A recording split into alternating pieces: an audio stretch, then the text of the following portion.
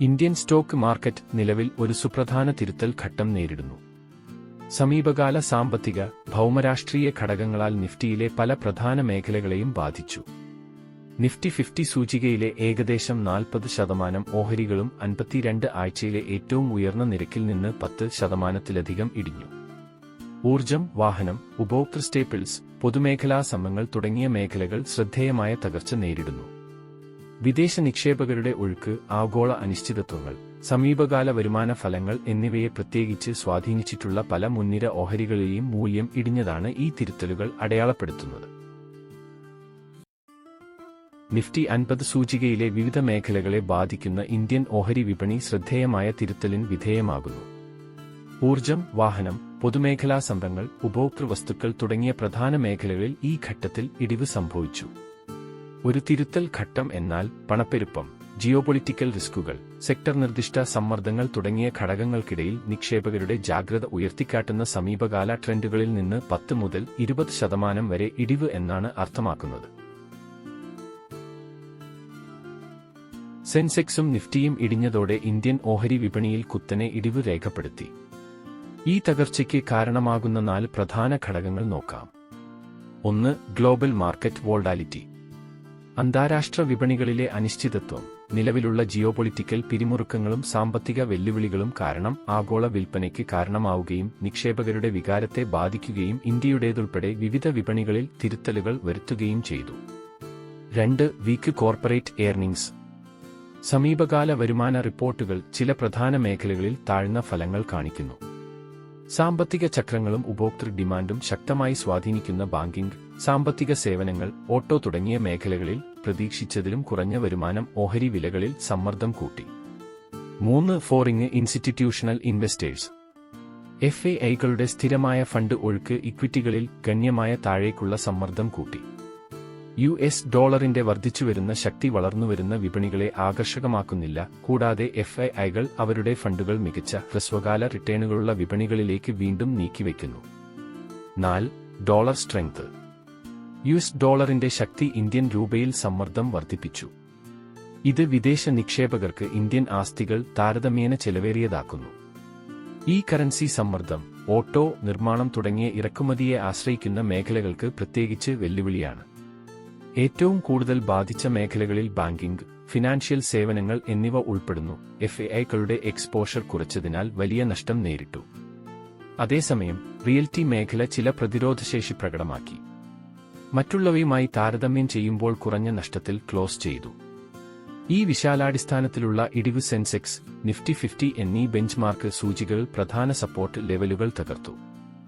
Nifty 50 നിർണായകമായ 24,000 താഴെ close ചെയ്തു. ഈ ആഗോളവും ആഭ്യന്തരവുമായ ഘടകങ്ങൾ കൊണ്ട് തിരുത്തലുകൾ തുടരുന്നതിനാൽ ഹ്രസ്വകാലത്തേക്ക് തുടർച്ചയായ ജാഗ്രതയാണ് വിശകലന വിദഗ്ധർ പ്രതീക്ഷിക്കുന്നത്.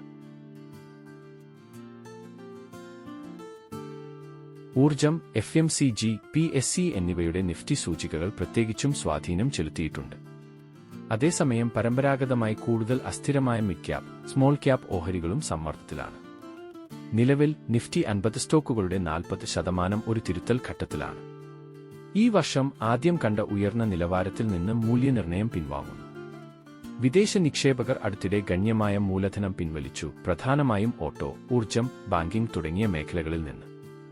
സാമ്പത്തിക അനിശ്ചിതത്വത്തിനിടയിൽ സ്റ്റേപ്പിൾസ്, ടെക്നോളജി തുടങ്ങിയ പ്രതിരോധ മേഖലകൾ കൂടുതൽ സ്ഥിരത പ്രദാനം ചെയ്യുമ്പോൾ സാമ്പത്തികവും ഈടുനിൽക്കുന്നതുമായ സ്റ്റോക്കുകൾ കൂടുതൽ തിരുത്തലിന് കാരണമാകുന്നു. നിക്ഷേപകർ ഓഹരി വിറ്റഴിക്കുന്നു. ആഗോള സാമ്പത്തിക അനിശ്ചിതത്വങ്ങൾ വിപണിയെ സ്വാധീനിച്ചതോടെ വിദേശ നിക്ഷേപം അടുത്തിടെ കുറഞ്ഞു. മിഡിൽ ഈസ്റ്റിൽ നിലനിൽക്കുന്ന പിരിമുറുക്കം, ചൈനയിൽ കൂടുതൽ കർശനമായ സാമ്പത്തിക നയങ്ങൾക്കുള്ള സാധ്യത, ജാപ്പനീസ് നിരക്ക് വർധന തുടങ്ങിയ ഘടകങ്ങൾ അധിക അനിശ്ചിതത്വം സൃഷ്ടിക്കുന്നു. തൽഫലമായി വിദേശ സ്ഥാപന നിക്ഷേപകർ വിറ്റഴിക്കുന്നു. പ്രത്യേകിച്ച് ഊർജ്ജം, സാമ്പത്തികം തുടങ്ങിയ മേഖലകളിൽ ഈ ഓഹരികളിൽ താഴേക്കുള്ള സമ്മർദ്ദം ശക്തമാക്കുന്നു. പ്രഡിക്ഷൻ. നിഫ്റ്റി 50, സെൻസെക്സ് തുടങ്ങിയ വിശാലമായ സൂചികകളിൽ 5 മുതൽ 10% വരെ കൂടുതൽ ഇടിവിന് സാധ്യതയുള്ള ഈ തിരുത്തൽ ഘട്ടത്തിന്റെ തുടർച്ച വിപണി കണ്ടേക്കാം.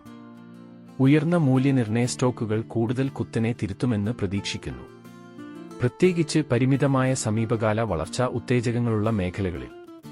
കൺസ്യൂമർ സ്റ്റേപ്പിൾസ്, എനർജി, ടെക്നോളജി എന്നിവയുൾപ്പെടെയുള്ള പ്രതിരോധ മേഖലകൾക്ക് കൂടുതൽ പ്രതിരോധശേഷി നിലനിർത്താനും അസ്ഥിരമായ കാലഘട്ടങ്ങളിൽ സുരക്ഷിതമായ താവളം എന്ന നിലയിൽ ആഭ്യന്തര നിക്ഷേപകരുടെ താൽപ്പര്യം വർദ്ധിപ്പിക്കാനും കഴിയും.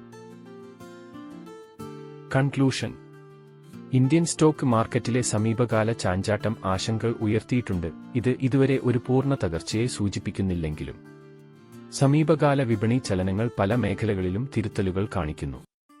പൊതുമേഖലാ ബാങ്കുകൾ, ഓട്ടോകൾ, ഊർജം തുടങ്ങിയ മേഖലകൾ കുത്തനെ ഇടിവ് നേരിട്ടപ്പോൾ നിഫ്റ്റി 50, നിഫ്റ്റി മിഡ് ക്യാപ് തുടങ്ങിയ വിശാലമായ സൂചികൾ ഇതുവരെ ഡീപ് ക്രാഷ് ടെറിട്ടറിയില്ലെങ്കിലും തിരുത്തൽ ഘട്ടത്തിലാണെന്ന് വിശകലന വിദഗ്ധർ അഭിപ്രായപ്പെടുന്നു. ചുരുക്കത്തിൽ, ഇന്ത്യൻ വിപണി ഹ്രസ്വകാലത്തേക്ക്, പ്രത്യേകിച്ച് വിദേശ മൂലധന പ്രവാഹത്തോടും ആഗോള സാമ്പത്തിക സമ്മർദ്ദങ്ങളോടും സെൻസിറ്റീവ് ആയ മേഖലകളിൽ തിരുത്തൽ തുടരാൻ സാധ്യതയുണ്ട്.